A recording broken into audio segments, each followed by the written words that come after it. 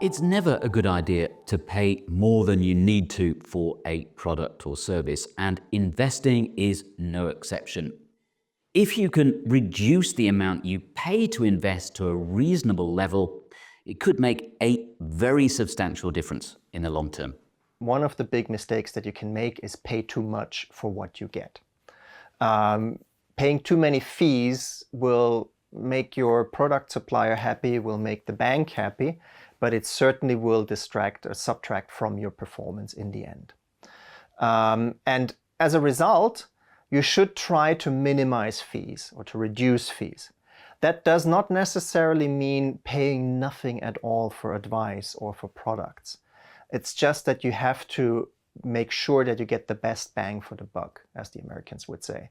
Investors can do themselves a huge favor at a stroke by simply switching from high-fee actively managed funds to low-cost passive alternatives. Using an active fund is far more expensive than investing in a passive one, especially when you factor in the cost of ongoing transactions. So if you compare passive funds, whether we're talking about ETFs or index funds, with actively managed funds, they tend to be massively cheaper.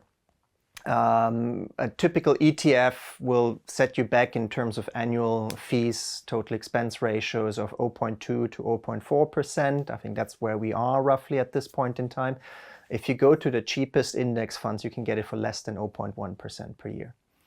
A typical fee for an actively managed fund is 1%.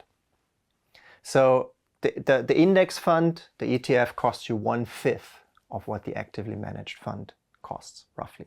But another big cost you need to think about is self-imposed.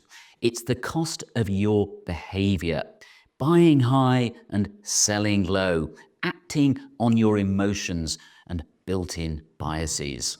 This is where a good financial advisor can help. A good advisor, whether it's your financial advisor or a trusted person in your family who has experience as an investor, can actually help you maneuver your way through the ups and downs of markets and literally help you stay calm you down actively, like a doctor would if you have a panic attack, or a nurse would if you have a panic attack. Similarly, if you are getting afraid about markets, that is like a panic attack. And your financial advisor is like a doctor for your wealth or for your money.